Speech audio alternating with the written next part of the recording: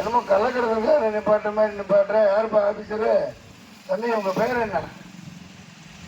Officer உங்க பேர் என்னங்க ஐயா? இல்லை என் பேர் உலகத்துக்கே தெரியும்.